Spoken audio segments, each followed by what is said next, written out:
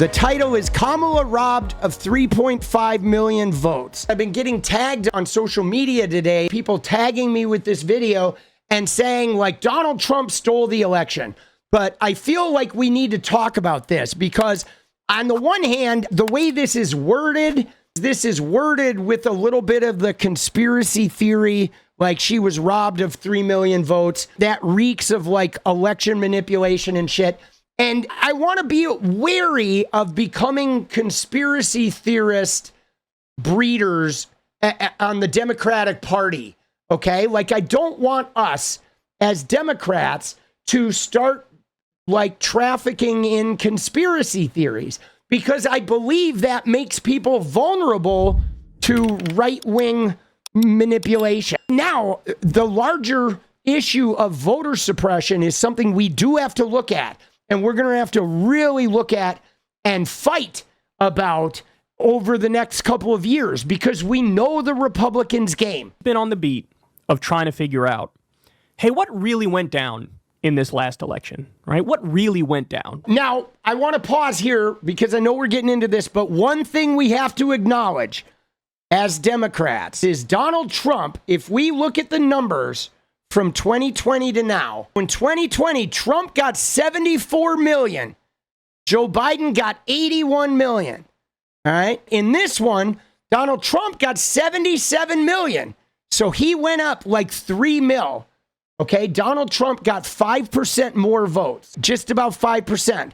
Kamala Harris got 75 mil. So she got, basically 10% less, just about, 8% less. But this is the fucking problem. Now, the third party was not that much. The third party was only like 1.5 million or something. So the third party didn't swing it. So the number one issue that we have from 2020 to 2024 is we didn't show up. Even if Donald Trump got his extra 5%, even if he took them from us, even if he took them straight from the Democrats, which we know he didn't. We know that what they did was they got a lot of people who never vote to vote. Okay. But my point is even if he took 3 million from the 6 million Democrats that didn't show up this time, we still would have 3 million that would have won this election. But the number one problem of why we lost in 2024 is because our Democratic coalition, whether it's leftist or center left or young people or whatever, they just didn't show up. Okay? They just didn't show up. And the turnout was 66.6% there, and it was 63% here. So we even had a lower turnout. And so that's the problem. That's why we lost. That's the number one thing. Yeah, there was voter suppression. Yeah, there was all kinds of shit. Now, I don't know if Kulinski is postulating that the voter suppression caused this lack of turnout. But with only 63% of the country voting, that means 1/3 of our eligible voters just didn't even fucking show up, bro. We couldn't mobilize 1/3. We couldn't get 3 million guys. That's crazy. So before we get into the crazy conspiracy theories, I do want to acknowledge that, yeah, voter suppression is real, but turnout is a problem. People not voting is a problem because they're mad about some single issue, right? It's like if one single issue is going to make you not vote, you need to start running for office. That's my philosophy. If you're going to hold a candidate to where like there's one issue about the Democratic Party, then you need to run for office or start another political party. But like at the end of the day, we only have two choices. The Dems' poor performance was also due to not focusing enough on the working class people. I mean, maybe you say Bernie Sanders has been pounding that for years, but yeah, Bernie Sanders, though, never won anything. He's not won anything. And so Bernie Sanders is always saying the Dems' poor performance is due to not focusing on this or not focusing on that. But Bernie doesn't fucking win. Okay, so Bernie, sure. Ostensibly, the Democrats need to focus on working people, but here's the problem. The Democrats have a quandary. Because in the Democratic Party, working people are Hispanic and they're black and they're white and they're gay and they're trans and they're every other religion and color under the sun. In the Republican Party, the working class are white, right? So that's the problem. The Republicans focus on the white working class. The white working class want to hear that from the Democrats, but they don't want to pay for the black working class or the gay working class. And this is a thing, an issue, a racial and a gender and a sort of like, you know, diversity issue that we have not yet cracked. Okay, because when you talk about Bernie was very successful with the white working class, but the black working class didn't really like Bernie. He got his ass handed to him in the states where there were black people because they were staunchly Democrat. His messaging didn't resonate with them. Why? Because Bernie's from Vermont, and that is 90% white, and it's a lot of working class. So Bernie speaks to the white working class every time he goes home. That's his people. But we have the conundrum of how do we speak to the white working class and the diverse working class without the white working class feeling like they're not getting enough. This is why Republicans win, is because when the Democrats say we're going to help the whole working class, the white people are like, well, if you help the gay, trans, and black and immigrant people, we're not going to get enough. And then they get nervous and they don't want to vote for the Dems. But yes, I think the main thing we had is we had internal disruptions here. I mean, we were struggling with inflation, which hammered every worldwide group. The other thing that was problematic is Biden tried to cancel student loans, which looked bad. That was bad optics because the Republicans were able to say that was an attack on the working class people, that he was trying to help the college elites. So that was really problematic. And the biggest thing, though, was Gaza. The biggest thing was Gaza because that caused a fracture. Okay, there were leftists that were literally just talking nothing but shit about the Democrats for an entire fucking year. No matter who you vote for, if you disparage your party and you call them genocide so-and-so for a year, that's going to resonate. People in the middle America are going to be like, let's see, who do I want to vote for? Do I want to vote for the party that says they love their candidate and they're going to do right by us? Or do I want to vote for the people where half their party is calling their nominee Genocide Joe or Holocaust Harris? Think about the optics, guys. If you go to a party and there's two couples there and one couple is getting along or acts like they're getting along, the other couple is yelling at each other, calling each other Genocide Joe and Holocaust Harris, which couple are you going to invite to your house for dinner? You're not going to invite the people that are arguing and fucking disparaging their whole party. And that is a fucking problem. And I don't believe we need to go center. I believe we need to go more left and defend civil rights. We need to be an opposition party. Stop trying to be like the Republicans, but move a little to the left. Move a little bit to the left and defend the civil rights. Like when they call you a radical leftist, own it. If having health care and being able to feed my kids makes me a radical leftist, then goddamn, I'm a radical leftist.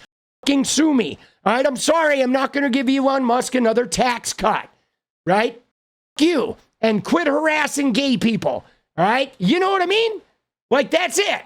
Quit being fucking candy asses. This whole, like, move to the center? No, you don't move to the center. But you also can't be protesting your fucking candidate with fucking genocide Kamala signs and think you're going to win a goddamn election. You're not. That's going to turn everybody off. The uninformed voters in America that have to choose between the black woman and the white guy, they're like, why is the black woman have people like saying she's a baby killer? I don't want to vote for the people whose own people are calling her a baby killer. I mean, it doesn't take a fucking brain cell to recognize that. All right? If you're calling your candidate a Holocauster, nobody's going to vote for your goddamn party except the diehards. Like, you need to knock that fucking behavior off. And I'm sure Netanyahu orchestrated his response and overdid it and stepped over the red lines just to Joe. Of course he did. Of course he did, bro. Dude, Netanyahu stayed at Jared Kushner's house. Netanyahu is friends with Jared Kushner's fucking parents, bro. Like, come on. I mean, I was telling people that the whole goddamn time, but nobody was listening because the leftists are just so like, ooh, we got a hair up our ass now. All of a sudden, it's like, come on, man. In this last election, because, look, keep it real. Some things just didn't smell right. I mean, I don't know what you guys think of it, but I'll tell you straight up, of Trump's 3 campaigns, 2016, 2020, and 2024, in my estimation, the 2024 campaign was the single worst of all of them. Dude, it absolutely was. But Kyle, the problem you got to recognize is that huge portions of the left-wing media, guys that I listened to in 2020, like Hassan and like you and Mike Figueredo, right? And a lot of these leftists, all they did for a year, even Emma, okay? All they did was call Joe Biden like a genocider. You yourself, Kyle Kulinski, were tweeting shit about like people being baby killers. And if you're going to do that to your goddamn party, bro, a lot of people aren't going to show up to vote.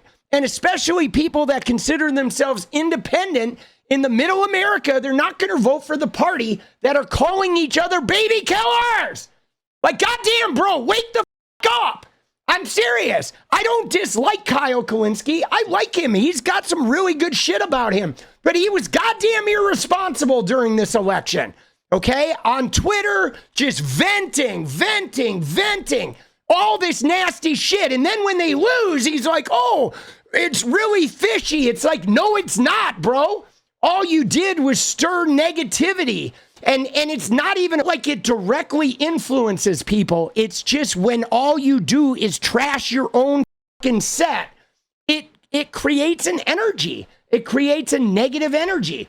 Imagine a football team where they go and talk to the players and all the players get on the mic and say, our coach sucks. Our coach is a fucking baby killer. Our coach is a fucking like a player killer. You think anybody's going to want to go to those games? You think that team is going to win? No, man.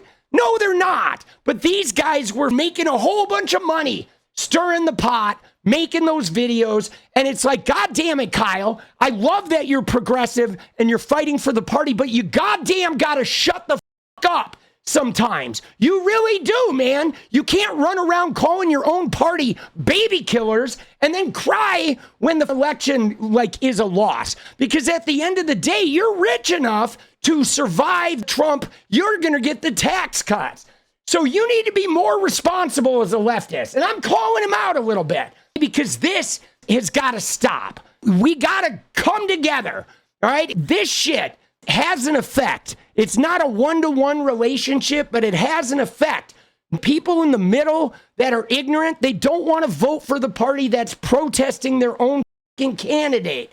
It doesn't look good, okay? You get her in there, you win the goddamn election, and then protest.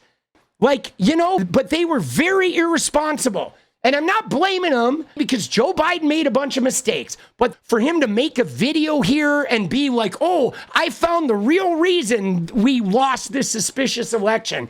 It's like, you know goddamn well, Kyle, you're part of the wealthy establishment, bro. I know you're a leftist and I know you're a good voice and I appreciate what you've done for the left, but you're also part of the wealthy establishment, bro. You're immune. You're immune, okay?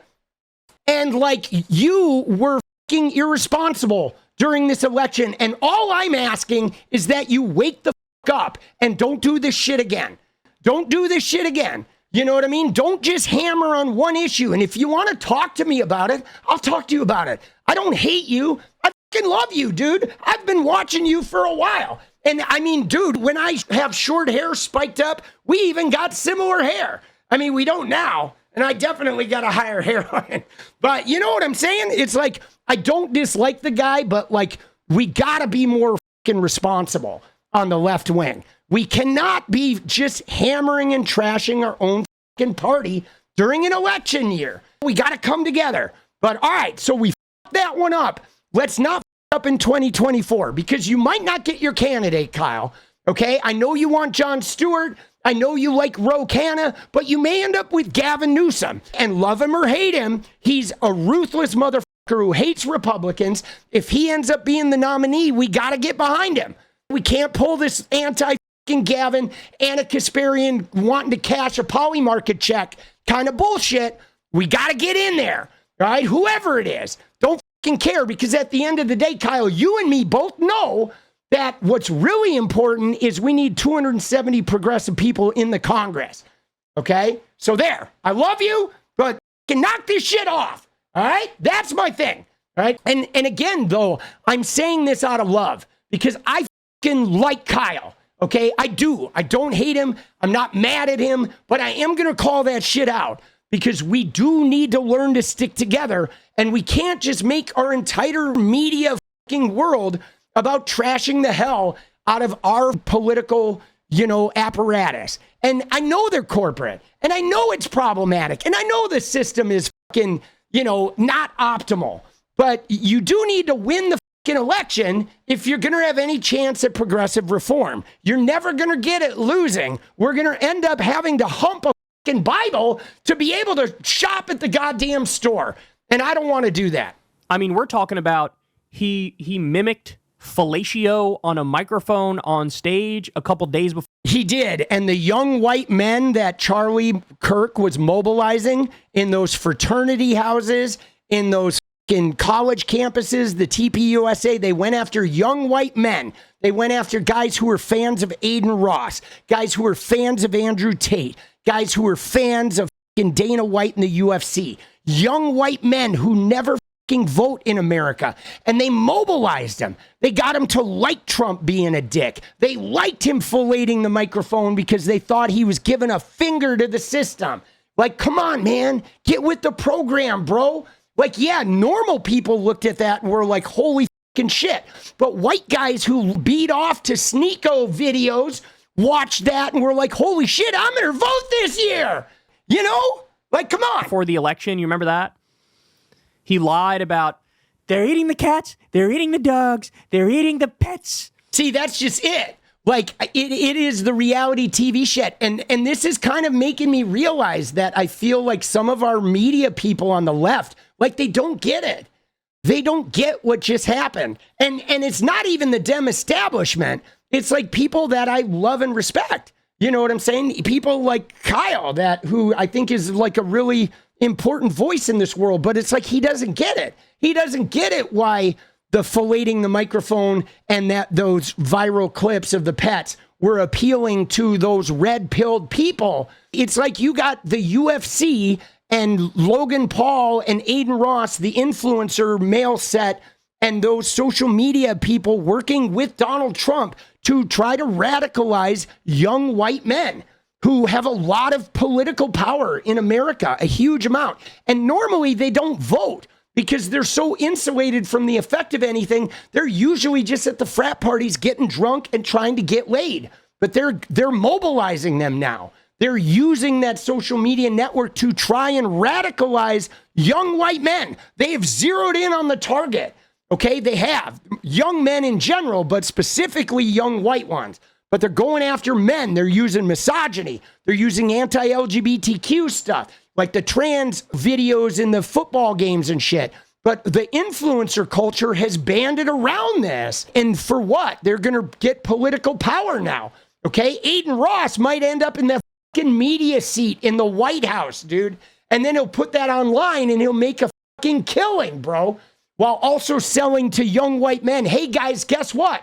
If you're a total douchebag like me, you treat women like shit, you call them whores, you harm gay people, and you're toxic as you're going to get rich and end up being the media person at the president's press conference.